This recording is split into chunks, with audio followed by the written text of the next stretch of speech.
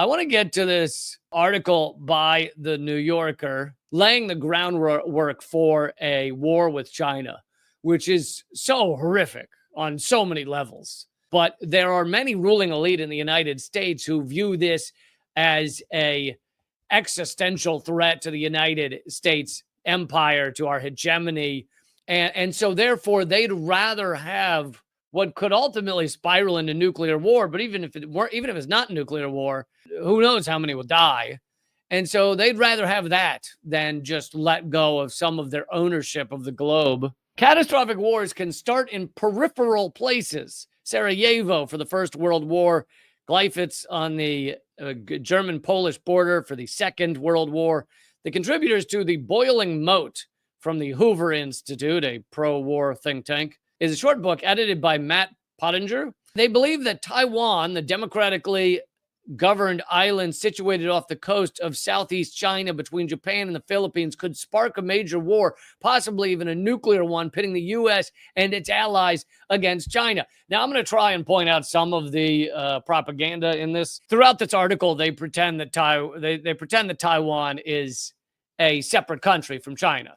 Yet, there are 12 countries in the world that acknowledge Taiwan as a separate country from China. And several on that list are countries you've literally never heard of, or at least I never had.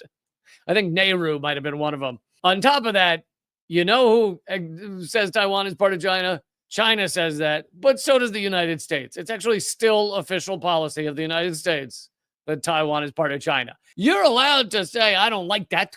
You're allowed to go, well, it's not fair. But pretending it doesn't exist is just pure propaganda.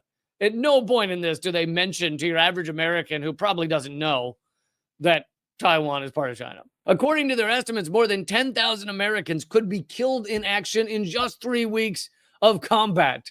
3 weeks of insane combat. Why would you start this combat? You pieces of human garbage. That's not from the article. That was just me throwing that in there. The cost in Chinese and Taiwanese lives, again, that's just Chinese lives because Taiwan's part of China, both civilians and soldiers, would presumably be much higher. And that is assuming that a local war doesn't spread to the rest of the world. Pottinger was the Asia director on the National Security Council under Donald Trump, and so his opinions are worth paying attention to. I mean, if you're the National Security Council under Donald Trump, your opinions are actually less worth listening to than just about anyone in the world, because you're a war criminal. And you're a war criminal who's under a war criminal Donald Trump. And so you're a disgusting sociopath. So anything you say, no one should listen ever again, ever. And instead, of course, New Yorker, along with all U.S. propaganda, says, listen to this man. He knows his stuff, like how to best commit war crimes, how to best murder innocent people. He's really good at it. From the article, unlike previous Chinese leaders who were on the whole content to let the Taiwan question rest until some kind of peaceful resolution could be found, Xi Jinping has avowed that unification of the motherland is the essence of his campaign to rejuvenate the Chinese nation, and has indicated that he is prepared to use military force to bring that about. Again, this article refuses to mention that the U.S. says Taiwan is part of China. I feel like that note is kind of important. The U.S., along with like 190 out of 200 countries around the world, say Taiwan is part of China. And I will repeat, I'm not saying you got to love that. You know, there's people in Texas who very much hate that Texas is part of the U.S. I'm not saying you got to love it, but you kind of got to acknowledge it. The people in Texas who do not want Texas to be part of the U.S., they all acknowledge that Texas is part of the U.S. That's the level of propaganda going on here. They then continue, if a Chinese attempt to take Taiwan by force were to succeed, that's just the opening half of the next sentence. To take Taiwan by force, it already has Taiwan.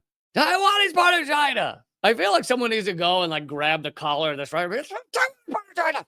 You can say you don't like it, but it just is. It just is. Oh, these lunatics. But the thing is, they know it shows how much they think of their audience. They know they're talking to dummies. Not all dummies, but a lot of dummies. And so they just know they can say this and that most people won't even know. Well, I guess China's getting ready to steal a country. Steal country, no good, steal country. It's kind of like they know that most Americans do not know the history of Ukraine or Crimea or the Donbass region. They don't know that that Ukraine was part of the Soviet Union, and in that way, many Russians, we're talking hundreds of thousands, if not millions of Russians, viewed they were living in Ukraine, they were living in parts of Russia, they were living on the border. They didn't, for generations, they didn't view it as being, I'm in one country and you're in another. And I read a great quote. I don't, I'm paraphrasing. I don't know the exact words, but it was a quote by someone, I believe, living on the Ukrainian side of the Russian border. And they said, someone came and said, oh, there's this border here that basically goes through your family. The cousins are on the other side and you're on this side. Someone came and put this border here. And for a long time, decades, no one really cared that they said that border was there. We just went back and forth. Wasn't a big thing. And then people started caring more and more. And then they put up a barbed wire fence and said, you're in a completely different place than your cousins and your family.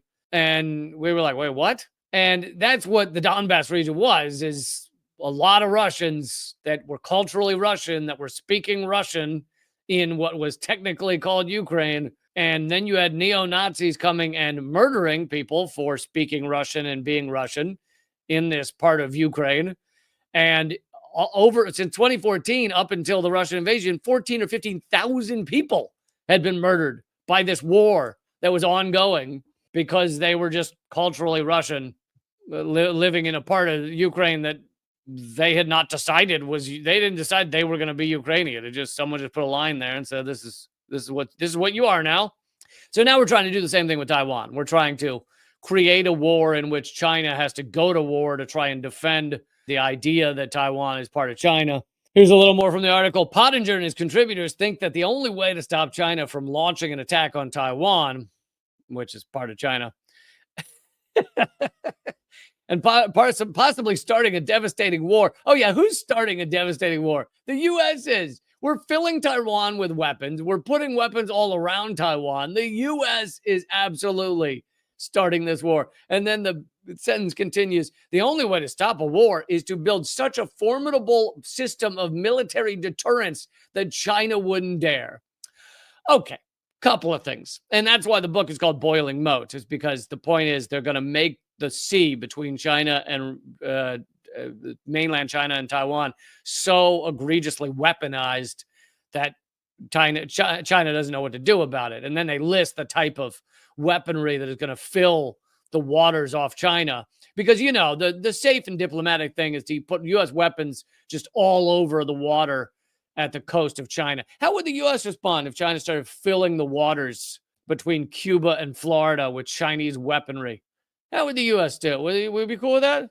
Totally fine. And of course, that's not even a fair example because Cuba is not part of the U.S., although the U.S. wishes it were. But a couple of things about this. Does that not sound like we are starting the war if we're filling the waters off of China with weapons? It's not China starting that war. B, it says China wouldn't dare. China wouldn't dare what? Go to Taiwan, which is part of China? China wouldn't dare go to a part of its country? So insane. And of course, this New Yorker article is basically saying, oh, this is an excellent and smart book on Taiwan. No, it's a sociopath's book on Taiwan. It's sociopath fan fiction on what they'd like to see happen to create war with China. And this is also what your mainstream media is. So remarkably repulsive, aren't they? So remarkably repulsive.